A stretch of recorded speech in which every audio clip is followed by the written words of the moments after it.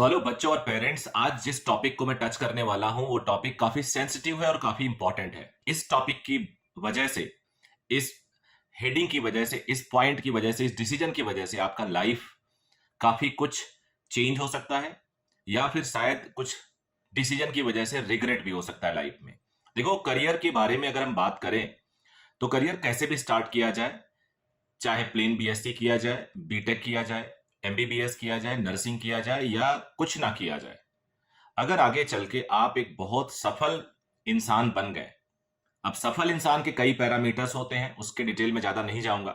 जैसे कि कुछ लोग पैसे को सफलता मानते हैं, कुछ लोग नाम को सफलता मानते हैं, कुछ लोगों को दोनों चीजें चाहिए, तो उस डिटेल में नहीं जा रहे। लेकिन फिर भी अगर मैं सफल बोलूं, अगर वो बन जाते हैं बिना कोई पर्टिकुलर या सो कॉल्ड हॉट स्ट्रीम, जिसे मेडिकल और इंजीनियरिंग बोला जाता है, तो उन्हें लाइफ में कोई रिग्रेट नहीं होती है। उन्हें ये नहीं लगता यार मैंने एमबीबीएस कर लिया होता, मैंने बीटेक कर लिया होता तो आज शायद कहीं और होता। लेकिन प्रॉब्लम तब आती है जब आगे चल के आपको लगने लगता है कि because of degree, because of certain college, आपके जो प्रोग्रेस है लाइफ की, एकेडमिक प्रोग्रेस के बाद जो आपकी प्रोफेशनल लाइफ की प्रोग्रेस होती है वो रिलेटिवली धीमी है। आपसे बराबर या आपसे कम टैलेंटेड या मेहनती बंदे को उनकी डिग्री की वजह से ऐसा आपको लग सकता है ज्यादा प्रमोशंस मिल रहे हैं, ज्यादा पैसे मिल रहे हैं और आप अब कुछ नहीं कर सकते।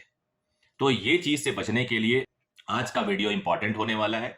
तो सभी लोगों से बोलूंगा, इस चैनल पे इस तरह के बहुत सारे वीडियोस, केवल काउंसलिंग नहीं, एकेडमिक वीडियोस और नॉर्मल आप लोग की जो डेली लाइफ में होती है उन सबसे रिलेटेड चीजें मैं शेयर करने की कोशिश करता हूं। चलिए अब मैं बात करता हूं, इस चैनल पे अगर नए हैं तो सब्सक्राइब जरूर करिएगा। चलिए मैं बात करता हूं कि क्या हमें ड्रॉप लेना चाहिए। नीट एस्पिरेंट की बात करूंगा। देखो, कट ऑफ ऊपर जाने का एक रीजन ये भी है बिकॉज मल्टीपल ड्रॉप्स अलाउड है।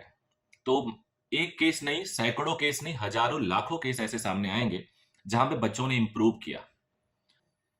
तो ड्रॉप करने से मार्क्स बढ़ते हैं अगर आप पॉजिटिव इंटेंट से चलते हो तो, लेकिन ड्रॉप करने से मार्क्स घटे भी हैं क्योंकि आपको दोनों जानना जरूरी है। और डिसीजन लेने से पहले कुछ मुद्दों पे आपको अपने आप से क्वेश्चन करना जरूरी है। पहला मुद्दा यह है कि पिछली बार आपका सिलेक्शन क्यों नहीं हुआ, क्या गलती हो गई। ऐसे मुद्दों को आप point wise, line by line note कर ले, क्योंकि अगर आप लाइन बाय लाइन नोट नहीं करेंगे तो आपके कुछ पॉइंट मिस हो जाएंगे। अगर आपके कुछ पॉइंट मिस हो गए तो आप सही जजमेंट नहीं कर पाओगे।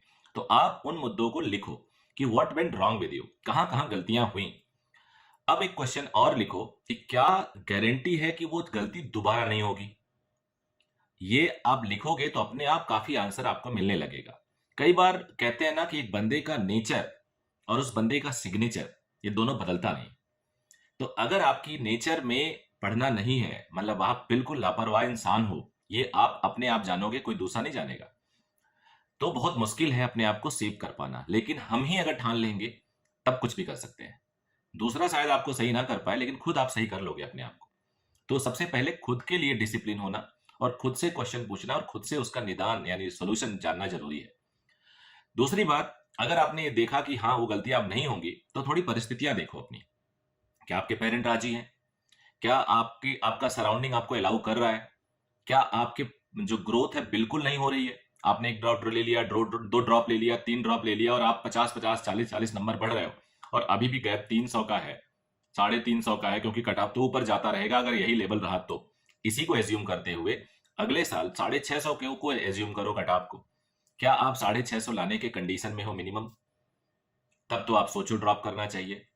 अदरवाइज ड्रॉप ना करके भी आप बहुत सारे ऑप्शन ले सकते हो। होता क्या है कि जब बच्चा 2 दिन ड्रॉप लेता है ना, तो वो एक थोड़ा नेगेटिविटी जोन में रहता है हल्का सा। आपको हर टाइम उसको नेगेटिविटी जोन से पुल करके पॉजिटिविटी जोन में रखना होता है। कई बार आपको उसको बिहेवियर को वॉच करना पड़ता है इनडायरेक्टली। कई बार आपको उसके चेहरे को देख के पहचानना होता है कि इस टाइम इसके दिमाग में क्या चल रहा है। ये सारे प्रोसेस होते हैं। अगर आपका मेंटर ये सारे प्रोसेस कर रहा है, आपको बिलीव है, तो आप ड्रॉप लीजिए। क्योंकि हम लोग कई बार खुद बहुत अकेले हो जाते हैं और हमें समझ में नहीं आता कि हम कैसे आगे बढ़े। तो कई बार आपका मेंटर अगर आप पे विश्वास रखता है, बिलीव रखता है, तो आपको फर्क डाल देता है आपकी परफॉर्मेंस में।